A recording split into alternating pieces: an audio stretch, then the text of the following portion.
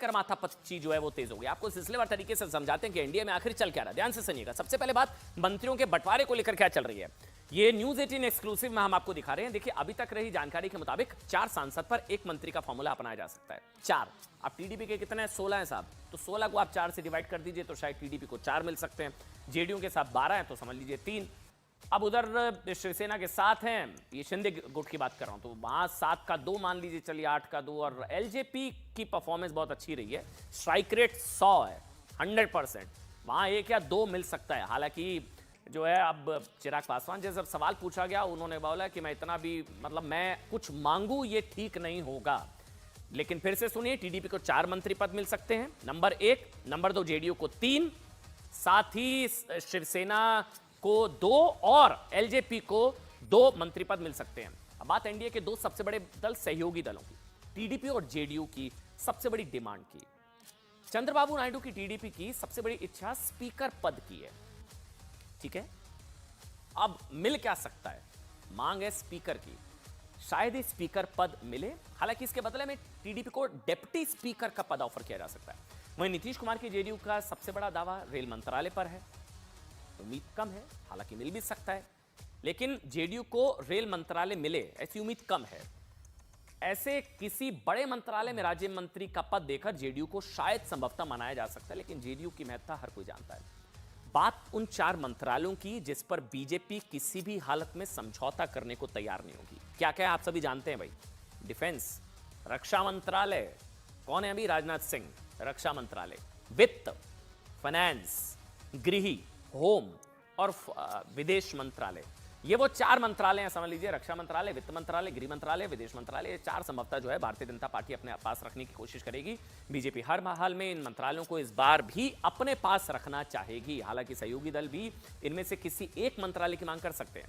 ऐसे में सरकार में शामिल बड़े सहयोगी दलों को इन बड़े मंत्रालयों में राज्य मंत्री का पद मिल सकता है, खासकर वित्त और रक्षा मंत्रालय में। इसके साथ ही वो 2 मंत्रालय जिसमें पिछले 10 सालों में न सिर्फ सबसे अधिक काम हुआ है, बल्कि सरकार के विकास एजेंडे को जिसने सबसे ज्यादा रफ्तार दी है, उनमें 2 मंत्रालयों को भी बीजेपी अपने पास ही रखना चाहेगी। वो मंत्रालय कौन कौन से हैं? रेल मंत्रालय और सड़क परिवहन मंत्रालय। नितिन गडकरी, इन दोनों मंत्रालयों को बहुत से काम इनके पाइपलाइन में है और उसमें तेजी लाने की कोशिश इस कार्यकाल में भी जारी रखने की कोशिश होगी। बात यह कि देखिए, आखिर सहयोगी दलों को मिलेगा क्या, या उन्हें कौन सा मंत्रालय मोदी 3.0 में मिलने की उम्मीद है। ऐसे में गठबंधन सरकार में मंत्रालय के पुराने फॉर्मूले को अपनाया जा सकता है, जिसके मुताबिक क्या होगा। देखिए, जेडीयू को पंचायती राज और ग्रामीण विकास जैसे अहम मंत्रालय दिए जा सकते हैं। वहीं सरकार की सबसे बड़ी सहयोगी पार्टी टीडीपी को नागरिक उड्डयन, सिविल एविएशन, स्टील मंत्रालय के साथ आईटी और इलेक्ट्रॉनिक्स मंत्रालय की जिम्मेदारी मिल सकती है। वहीं शिवसेना को भारी उद्योग मंत्रालय और लोक जनशक्ति पार्टी को खाद्य और उपभोक्ता मंत्रालय दिया जा सकता है। देखिए, बार बार कह रहे हैं कि मंत्री पद को लेकर ना, भले ही अलग अलग दलों में अटकलें की खबरें आ रही हैं, लेकिन चिराग पासवान को आज आपको सुनना चाहिए। चिराग पासवान ने ऐसी खबरों से साफ इंकार किया। न्यूज 18 इंडिया से खास बातचीत में चिराग ने कहा कि मेरे लिए मोदी का तीसरी बार प्रधानमंत्री बनना उत्साह की बात है। जब कठिन समय भी था, विपरीत परिस्थितियां भी थी, तब भी उनसे मेरी कतई कोई शिकायत, कोई दूरी कतई नहीं थी। ये वो संबंध है मेरा मेरे प्रधानमंत्री के प्रति। आज की तारीख में मैं ऑनेस्टली बोलता हूँ, मुझे नहीं पता कितना लोग मानेंगे जब मैं इस बात को बोलता हूँ, मेरे लिए ज़्यादा उत्साह की बात यह है कि मेरे प्रधानमंत्री तीसरी बार प्रधानमंत्री पद की शपथ ले रहे हैं। मैं बहुत पूजा पाठ करने वाला व्यक्ति हूँ, महादेव में बहुत विश्वास रखता हूँ और महादेव ने बहुत कुछ दिया है। बहुत नाशुक्रा होऊंगा मैं कि इसके बाद भी अब कोई इच्छा रखूं या महत्वाकांक्षाएं रखूं।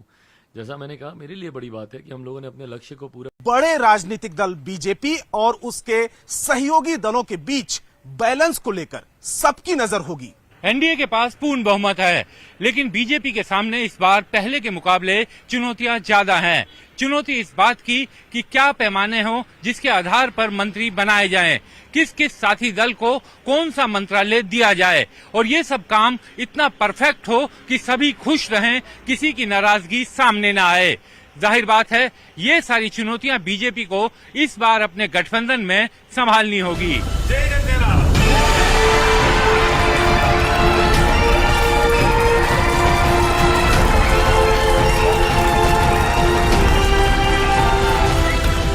तीसरी तीसरी बार बनने जा रही मोदी सरकार में बीजेपी के अलावा जो बड़े दल हैं, उनमें खास हैं टीडीपी, जेडीयू, शिवसेना, शिंदे गुट और लोक जनशक्ति पार्टी रामविलास। एलजेपी रामविलास के 5 सांसद। अब तक एनडीए की सरकारों में मंत्रालय बांटने के लिए 4 सांसदों पर 1 मंत्रालय देने का फॉर्मूला रहा है। ये जो चार सांसद पर एक मंत्रालय का फॉर्मूला है वो पहले भी 2019 में भी सामने आया था। 2014 को देखें, 2019 को देखें तो जो सहयोगी थे उनको बहुत ज़्यादा नुमाइंदगी नहीं मिली थी। जो मेजर पोर्टफोलियोज थे वो बीजेपी के पास ही रहते, खासकर जो रायसीना हिल वाले। विदेश मंत्रालय अहम माना जाता है, फिनांस बीजेपी अपने पास रखना चाहेगी, विदेश मंत्रालय अपने पास, रक्षा अपने पास रखना चाहिए, गृह मंत्रालय अपने पास रखना चाहेगी। लेकिन इनके साथ साथ मिनिस्टर ऑफ स्टेट का भी एक फॉर्मूला होता है। सवाल स्पीकर के पद को लेकर भी है। ये बात बार बार उठ रही है कि टीडीपी स्पीकर पद भी चाहती है और इसके लिए बीजेपी तैयार नहीं है। हाँ, ये बात अलग है कि ज्यादा जोर देने पर डिप्टी स्पीकर का पद उसे मिल सकता है, यानी मंत्रालय और मंत्रियों की तादाद के साथ स्पीकर का भी पद है, जिस पर एनडीए में बात चल रही है। जो 4 सांसदों का फॉर्मूला है उसके हिसाब से जो हम लोग जानकार पढ़ पा रहे हैं वो ये है कि 16 सांसदों के साथ 4 मंत्रालय उन्हें मिल सकते हैं। जहां तक स्पीकर का पद है, अगर राज्यसभा के डिप्टी चेयरमैन जेडीयू से हैं हरिवंश जी, तो डिप्टी स्पीकर लोकसभा में ही होता है, उन्हें लोकसभा में डिप्टी स्पीकर दिया जा सकता है। क्यों बीजेपी और सरकार चाहेगी कि लोकसभा का संचालन सहयोगी दलों को दिया जाए? तो ये तमाम चीजें हैं जिस पर अभी माथापच्ची करना बाकी है। स्पीकर पद का सवाल है, अगर बालयोगी स्पीकर थे वाजपेयी सरकार, इसका मतलब ये नहीं है कि अभी फिर से वो स्पीकर बन जाएं। तब की स्थितियों में अब की स्थितियों में अंतर है। इसमें कोई शक नहीं कि किसी भी गठबंधन के घटक दल बड़े से बड़ा मंत्रालय चाहते हैं। ऐसे में ख्वाहिश टीडीपी और जेडीयू की भी है। वहीं कई और छोटे दल और निर्दलीय सांसद भी हैं जो इस सरकार में बहुमत जुटाने के लिए अहम भूमिका में हैं। इस वक्त एनडीए का पूरा नंबर गेम क्या है वो देखिए। आइए अब आपको फटाफट आंकड़ों का ये पूरा गणित बताते हैं। दरअसल लोकसभा में इस बार மம்மி ஜி ஏன் இத பண்றீங்க? கண்ணா ஒரே மாதிரி இருந்தா ஒண்ணா விளையாடுவீங்க. இது என்ன லாஜிக்? இது மம்மியோட மேஜிக். Mummy G Hardik. ஏய் ஹீரோ இங்க வா. जीतेगा जीतेगा इंडिया जीतेगा जीतेगा जीतेगा इंडिया जीतेगा. இப்ப மம்மியோட மேஜிக் டீம் இந்தியா கூட. இது எல்லாரோட ட்ரீம் 11. இந்த விளையாட்டுக்கு அடிமையாகலாம் அல்லது இதில் நிதி இழப்பு அபாயம் ஏற்படலாம். பொறுப்புடன் விளையாடுங்கள். और यूपीपीएल यानी कि जो असम की यूनाइटेड पीपल्स पार्टी लिबरल है उसका एक सांसद इसमें शामिल है। आगे देखिए तफसील से, जेपीएम यानी मिजोरम की जोरम पीपल्स मूवमेंट पार्टी की एक सीट, एसकेएम का जिक्र करना जरूरी है यानी सिक्किम क्रांतिकारी मोर्चा का एक सांसद इसमें मौजूद है। साथ ही साथ यह समझना जरूरी है कि लद्दाख और दमन और दीव से एक एक सांसद भी इसमें शामिल है।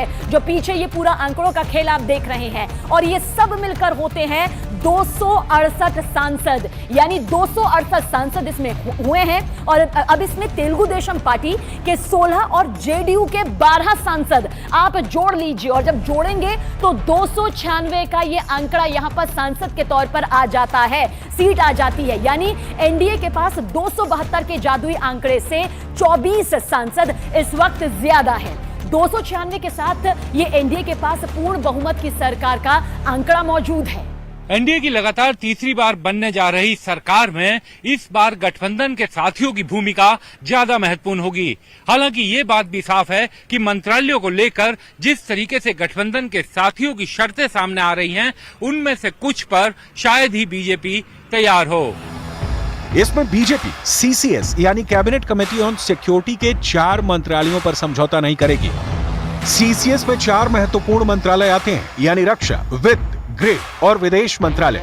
बीजेपी अपने सहयोगियों को नहीं देगी, इसके पूरे आसार हैं। रेलवे, सड़क परिवहन जैसे मंत्रालय भी बीजेपी के एजेंडा में हमेशा आगे रहे हैं। वो इन मंत्रालयों में सुधार की रफ्तार धीमी नहीं करना चाहती। तो इसमें कहीं ना कहीं थोड़ा समझौता करना पड़ेगा बीजेपी को, कुछ अहम मंत्रालयों को लेकर, जो विकास से जुड़े हुए मंत्रालय हैं उसको लेकर। लेकिन मैं अभी भी कह रहा हूं कि जो रायसीना हिल के मंत्रालय हैं, 4 बड़े मंत्रालय, उस पर बीजेपी कोई समझौता नहीं करना चाहेगी। प्रधानमंत्री रेल को जिस सरपर गति से आगे बढ़ाना चाह रहे हैं, जिस तरह से रेलवे मंत्रालय में सुधार आ रहे हैं, उससे नहीं लगता कि रेलवे में भी सरकार बहुत ज़्यादा चाहेगी कि उसमें सहयोगियों का हस्तक्षेप हो। हालांकि वाजपेयी सरकार के दौरान उद्योग, पेट्रोलियम, रसायन और उर्वरक कानून मंत्रालय, स्वास्थ्य, सड़क परिवहन, रेलवे, वाणिज्य और यहां तक कि रक्षा मंत्रालय भी सहयोगी दलों के पास रहा है। वहीं रेलवे जिस किसी भी सरकार में सहयोगियों के पास रहा, तब लोक लुभावन नीतियों के चलते उसका बंटाधार हुआ। बड़ी मुश्किल से उसे पटरी पर लाया जा रहा है। इंफ्रास्ट्रक्चर, गरीब कल्याण, युवा से जुड़े और कृषि मंत्रालय भी बीजेपी अपने पास ही रखना चाहेगी। ये पीएम मोदी की बताई गई 4 जातियों, गरीब, महिला, युवा और किसान के लिए योजनाओं को लागू करने के लिए अहम कड़ी बताई जा रही है। टीडीपी सूत्रों की माने तो अब तक ऐसी कोई औपचारिक मांग बीजेपी आलाकमान के सामने नहीं रखी गई है। टीडीपी सुप्रीमो की सबसे बड़ी मांग हो सकती है राज्य के लिए विशेष वित्तीय पैकेज। टीडीपी आंध्र प्रदेश में भी सरकार बना रही है और ऐसे में अब अमरावती में नई राजधानी बसाने के लिए विशेष पैकेज की मांग अहम हो सकती है। वैसे विशेष पैकेज का मुद्दा ऐसा है जो बिहार की डिमांड लिस्ट में भी हमेशा ऊपर रहा है। डीयू की एक विशेष राज्य को विशेष दर्जा देने की पुरानी मांग रही है। दोनों राज्यों और ये भी नहीं भूलना चाहिए कि दोनों पार्टियां बीजेपी की सहयोगी हैं। चंद्रबाबू नायडू को आंध्र प्रदेश को आगे बढ़ाना है। अमरावती जिसको उन्होंने अपनी राज्य की राजधानी बनाया था, जिसको जगन मोहन रेड्डी ने काफ़ी हाशिए पर रख दिया, उसके लिए पैसे चाहेंगे। जो विभाजन हुआ था आंध्र प्रदेश का, उसके लिए स्पेशल फाइनेंशियल पैकेज की मांग करेंगे। पोलावरम डैम जो अरसे से लंबित पड़ा है, इसके लिए उनको फाइनेंशियल पैकेज चाहिए। प्रधानमंत्री के तौर पर अभी तक नरेंद्र मोदी के दोनों कार्यकाल में सहयोगी दलों को सांकेतिक प्रतिनिधित्व मिलता रहा है। पहले और दूसरे कार्यकाल को देखें तो सहयोगी दलों को सांकेतिक प्रतिनिधित्व में नागरिक उड्डयन, भारी उद्योग, खाद्य प्रसंस्करण, स्टील और खाद्य, जन वितरण और उपभोक्ता मामले जैसे मंत्रालय दिए गए। खाद्य, जन वितरण और उपभोक्ता मामले का मंत्रालय 2014 में रामविलास पासवान के पास था। नागरिक उड्डयन टीडीपी के पास रहा। भारी उद्योग एवं पब्लिक एंटरप्राइज शिवसेना के पास रहा। इस बार टीडीपी और जेडीयू दोनों अच्छे नंबर लाए हैं। आंध्र प्रदेश में 16 सीट जीतने वाली टीडीपी के अध्यक्ष चंद्रबाबू नायडू और उनकी बाईं तरफ बैठे जेडीयू के अध्यक्ष और बिहार के सीएम नीतीश कुमार मजबूत स्थिति में है। जेडीयू ने इस बार बिहार में 12 सीटें जीती हैं। जेडीयू ने किसी मंत्रालय की मांग की, चाहे वो वित्त हो, रेलवे हो या कोई भी मंत्रालय, क्योंकि सरकार का गठन होने वाला है। प्रचार गलत है, लेकिन जब हम एनडीए का हिस्सा हैं तो कुछ मंत्री पद हमारे हिस्से में आएंगे। ये प्रधानमंत्री और नीतीश कुमार जी के बीच में है। ना कोई बार्गेनिंग है, ना कोई डिमांड है, ना कोई नाराजगी है। हाँ, विशेष राज्य का दर्जा बिहार को मिले, ये हमारी इच्छा है। जेडीयू ने 2019 में संख्या के हिसाब से मंत्रिमंडल में जगह की मांग की थी और ऐसा ना होने पर सरकार में शामिल नहीं हुई थी। और अब बदली परिस्थितियों में बीजेपी को संख्या के हिसाब से ही मंत्री बनाने होंगे या फिर बिहार राज्य में उसकी डिमांड अहम हो जाएगी। जाहिर है कि गठबंधन के खेल में अब बीजेपी को सहयोगियों की कुछ मांगे माननी पड़ेंगी और बात जब राज्य को विशेष दर्जे की होगी तो मोदी सरकार को इस बारे में कोई भी फैसला बिहार और आंध्र प्रदेश दोनों राज्यों के लिए बराबरी के पैमाने पर लिया जाएगा। जहां तक नीतीश कुमार का सवाल है, बीजेपी अभी भी वहां सबसे बड़ी पार्टी है। वहां पर नीतीश कुमार की पार्टी के सिर्फ 45 विधायक हैं। तो दोनों आज की 10 बड़ी खबरें, मोदी 3.0 की 10 ब्रेकिंग न्यूज जल्दी से आपको बता देते हैं आज क्या कुछ हुआ, क्योंकि सरकार बनाने की तैयारियां जो है तेज हो चुकी हैं। बड़ी खबर है, 9 जून को नरेंद्र मोदी तीसरी बार प्रधानमंत्री पद की शपथ लेंगे। 9 जून को नरेंद्र मोदी तीसरी बार प्रधानमंत्री पद की शपथ लेंगे, नंबर 1। नंबर 2, मोदी 9 जून को 7:15 बजे शपथ ले सकते हैं, शाम 7:15 बजे। ये हमारे सूत्र बता रहे हैं। डेट आ गई है, तारीख आ गई है। खबर यह है कि मोदी सरकार में नीतीश रेल, कृषि, वित्त मंत्रालय चाहते हैं। यह भी हमारे सूत्र बता रहे हैं। अग्निवीर योजना पर देश में असंतोष, दोबारा विचार होना चाहिए, यह जेडीयू की तरफ से कहा गया है। बिहार को विशेष राज्य का दर्जा दिया जाए, यह जेडीयू की तरफ से कहा गया है। कल एनडीए की बैठक है, उसमें मोदी चुने जाएंगे संसदीय दल के नेता। ये 7वीं बड़ी खबर, बीजेपी की आज हुई बैठक में सहयोगी दलों की भूमिका पर चर्चा हुई। 8वीं बड़ी खबर, ये सारी ब्रेकिंग न्यूज आज की दिन भर की। एनसीपी शरद गुट का अजीत गुट के विधायकों से संपर्क का दावा है।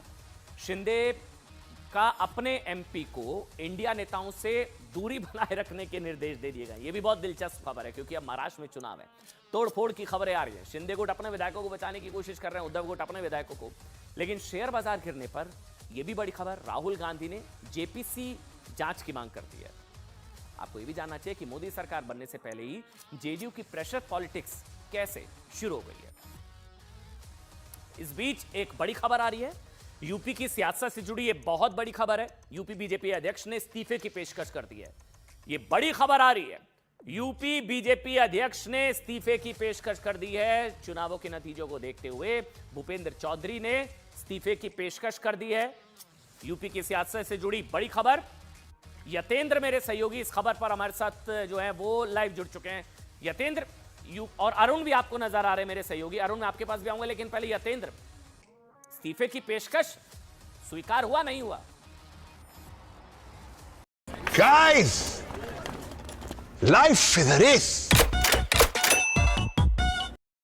वो बड़े चौंकाने वाले थे और बीजेपी के लिए काफ़ी निराशाजनक ये परिणाम माना जा रहा है, क्योंकि हमेशा कहा जाता है कि जो केंद्र की सत्ता का रास्ता जाता है वो उत्तर प्रदेश से जाता है, और उत्तर प्रदेश में इस बार जो आंकड़ा बिगड़ा जो बीजेपी का, उसने भी केंद्र के आंकड़ों को बिगाड़ने का काफ़ी तौर पर काम किया, क्योंकि करीबन 25 से 30 सीटें कमाई, और जो साफ तौर पर दिखाई देता है कि किस तरह से सहयोगी दलों की वैशाखियों के सारे, या बीजेपी यानी कि एनडीए के सारे जहाँ अपने बहुमत पर आई, तो इसका एक बड़ा रीजन था कि उत्तर प्रदेश में जो प्रदर्शन होना चाहिए था वो प्रदर्शन नहीं होना चाहिए। और सूत्रों का दावा है कि भूपेंद्र चौधरी जो उत्तर प्रदेश बीजेपी के अध्यक्ष, उन्होंने बीजेपी अध्यक्ष जेपी नड्डा को इस्तीफे की पेशकश कर दिया। हालांकि अभी तक इस्तीफा स्वीकार नहीं हुआ, लेकिन जिस तरह से ये इस्तीफे की पेशकश की गई है वो संकेत है कि उत्तर प्रदेश में जो भी स्टेक होल्डर हैं, या जिस तरह से भी प्रदेश अध्यक्ष आगे आए हैं, तो आने वाले समय में बाकी आगे के दूसरे लोग भी इस्तीफे की पेशकश कर सकते हैं, क्योंकि देवेंद्र फडणवीस ने भी महाराष्ट्र में जो निराशाजनक प्रदर्शन हुआ उस पर अपने इस्तीफे की पेशकश कर दी। यानी कि काफ़ी बड़े ऐसे नेता जिनके प्रदेशों में इस तरह के निराशाजनक प्रदर्शन हुए हैं वो भी इस्तीफे की पेशकश कर सकते हैं। एक बड़ा संकेत है। हालांकि इस्तीफा स्वीकार होगा या नहीं होगा ये भविष्य के अंदर अरुण, इंडिया कैंप में क्या चल रहा है वो यतेंद्र ने बताया, इंडिया कैंप में क्या चल रहा है वो अरुण बताएंगे। आज दिन भर का अपडेट। लेकिन अरुण, मेरी नजर में सबसे बड़ी खबर तो ये थी कि आम आदमी पार्टी ने बोल दिया हम तो अलग लड़ेंगे। आज आचार संहिता खत्म और गठबंधन भी खत्म हो गया आम आदमी पार्टी और कांग्रेस का। अरुण, देखिए, दिल्ली में जिस तरह का रिजल्ट चाहती थी आम आदमी पार्टी, बावजूद इसके कि जेल से बाहर आए अरविंद केजरीवाल, बावजूद इसके कि उन्होंने बहुत ही ज़्यादा कैंपेनिंग की, लेकिन रिजल्ट नहीं आए, और इससे उनको ऐसा लगता है कि कांग्रेस का साथ उनके लिए मुफीद साबित नहीं हुआ। इसलिए अब उन्होंने कह दिया कि भाई गठबंधन यहीं तक था, अब संघर्ष विराम हो गया है दोनों दलों के बीच, ये बात बीती हो गई। अब हम एक बार फिर एक दूसरे के सामने आएंगे, एक बार फिर लड़ेंगे। आगे क्या होगा, बड़े नेता इंटरवीन करेंगे, ये गठबंधन चलेगा कि नहीं चलेगा, ये बड़ी बात है, अलग बात है। लेकिन जो आप पूछ रहे थे कि आज की बड़ी खबर, देखिए संसद का सत्र छोटा सा एक आने वाला है जिसमें शपथ लेंगे जो नवनिर्वाचित सांसद हैं। उसके बाद जुलाई में बड़ा संसद सत्र जो वर्षाकालीन सत्र होता है वो आएगा। ऐसे संकेत मिल रहे हैं कि जो शेयर मार्केट को लेकर राहुल गांधी ने आज आरोप लगाए हैं, उसके चलते जेपीसी की जो मांग की है, अब ये सत्र भी हंगामेदार होने वाला है, क्योंकि अब विपक्ष की संख्या बढ़ गई है। लगभग 234-35 सांसद उनके पास हैं, तो वो अब पहले की तरह कुछ सांसद वॉकआउट कर जाते थे। उनका ये मानना है कि उनकी बात सुनी नहीं जाती थी। अब पूरी गंभीरता के साथ और पूरे दलबल के साथ सदन के अंदर भी और सड़क पर भी इस मुद्दे को वो लोग उठाएंगे। तो आने वाले दिनों में शेयर का जो मुद्दा है, शेयर मार्केट का, एग्जिट पोल का, वो बड़े पैमाने पर इंडिया गठबंधन उठाने वाला है। बहुत बहुत शुक्रिया अरुण, ये खबर हम तक पहुंचाने के लिए। यतेंद्र, आपका बहुत बहुत शुक्रिया। अरुण बड़ी खबर दे रहे हैं, शेयर मार्केट को लेकर जो राहुल गांधी ने कहा कि घोटाला हो गया, इसकी जेपीसी जांच होनी चाहिए। आने वाले सत्र में यह मुद्दा गूंज सकता है। उधर 9 जून को मोदी सरकार का शपथ ग्रहण समारोह है। इससे पहले मंत्रालयों को लेकर माथापच्ची जो है वो तेज हो गई। आपको सिलसिलेवार तरीके से समझाते हैं कि एनडीए में आखिर चल क्या रहा है। ध्यान से सुनिएगा। सबसे पहले बात, मंत्रियों के बंटवारे को लेकर क्या चल रही है, ये न्यूज 18 एक्सक्लूसिव में हम आपको दिखा रहे हैं। देखिए, अभी तक रही जानकारी के मुताबिक 4 सांसद पर 1 मंत्री का फॉर्मूला अपनाया जा सकता है। 4। अब टीडीपी के कितने हैं? 16 हैं साहब, तो 16 को आप 4 से डिवाइड कर दीजिए तो शायद टीडीपी को 4 मिल सकते हैं। जेडीयू के साथ 12 हैं तो समझ लीजिए 3। अब उधर शिवसेना के साथ हैं, ये शिंदे गुट की बात कर रहा हूं, तो वहां 7 का 2 मान लीजिए, चलिए 8 का 2। और एलजेपी की परफॉर्मेंस बहुत अच्छी रही है, स्ट्राइक रेट 100 है, 100%।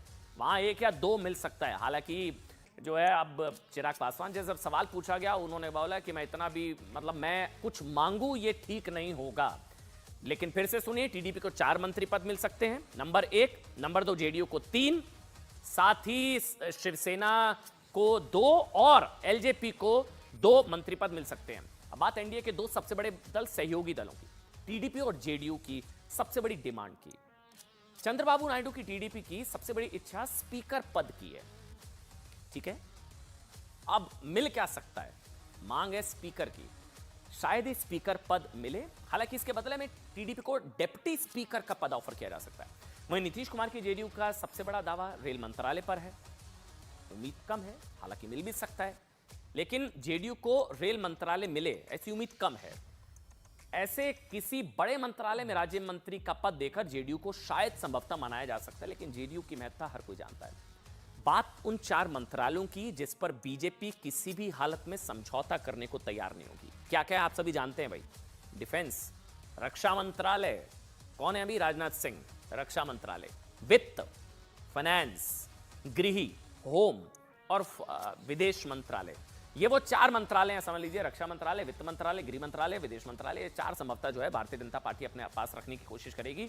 बीजेपी हर हाल में इन मंत्रालयों को इस बार भी अपने पास रखना चाहेगी। हालांकि सहयोगी दल भी इनमें से किसी एक मंत्रालय की मांग कर सकते हैं। ऐसे में सरकार में शामिल बड़े सहयोगी दलों को इन बड़े मंत्रालयों में राज्य मंत्री का पद मिल सकता है, खासकर वित्त और रक्षा मंत्रालय में। इसके साथ ही वो 2 मंत्रालय जिसमें पिछले 10 सालों में न सिर्फ सबसे अधिक काम हुआ है, बल्कि सरकार के विकास एजेंडे को जिसने सबसे ज्यादा रफ्तार दी है, उनमें 2 मंत्रालयों को भी बीजेपी अपने पास ही